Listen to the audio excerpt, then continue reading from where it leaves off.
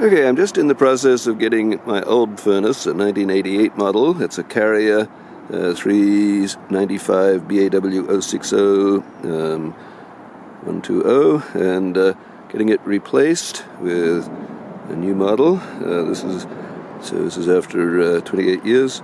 You can see the blower at the bottom, and then down here the 6 burners, and you can see them, all 6 of them are shooting into 6 tubes that are the insides of the heat exchanger. And above there is the valve that controls the main gas flow to the burner, as well as gas flow to the pilot. That's the little tube on the right there.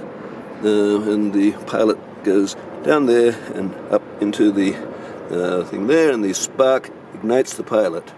Okay, so the point of the heat exchanger is to capture heat from the burners without actually being in direct contact with the burners, so that you don't actually get the combustion products blowing into your house.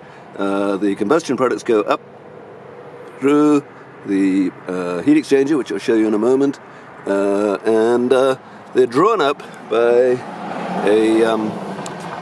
a fan called the draft-inducer, and besides the draft-inducer, there's a vacuum sensor that can recognize when the draft-inducer is operating correctly, and if it's happy, then it will send a signal down to the rest of the system to let it know that the draft-inducer is working.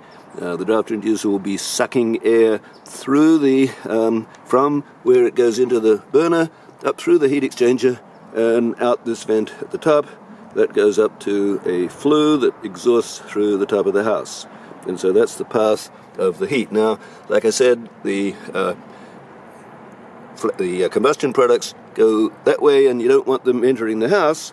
And the way that's accomplished is with this heat exchanger, which consists of 6 planes, with each containing a path for the combustion products to go through, and this area in between is where the house to the air goes in. And it does, as you can see, it doesn't contact the actual combustion products, but these get very hot, and so as the air comes through, it's heated up by these 6 plates, 1 for each burner. Okay, so let's look down inside. Let's take this one.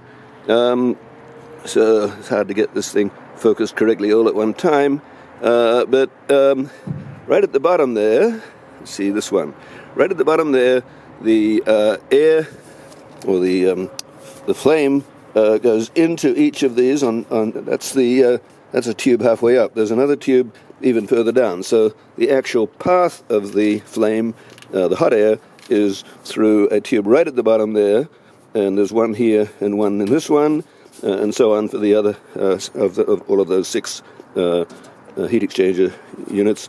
And it goes through there, and it winds its way back and forth in a serpentine-like fashion until it comes out through this one.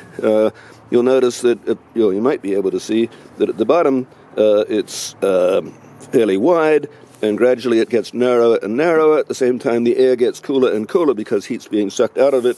And by the time it gets up here, it's very narrow, but also very flat. So it goes a long distance here. The next one is shorter, and the one below is even shorter vertically.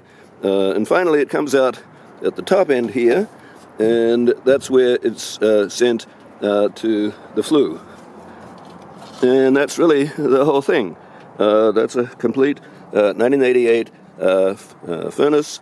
And the blower at the bottom, that you see down here, once the unit gets warm enough, which takes a couple of minutes, a temperature sensor will detect that it's warm enough and start this running, and it will suck air in from the house into this side and also into this side to get it going through this region in between these heat exchanger units, and it will come up here, up there, and go not into space as it's out here, but in the house it will go into the vents.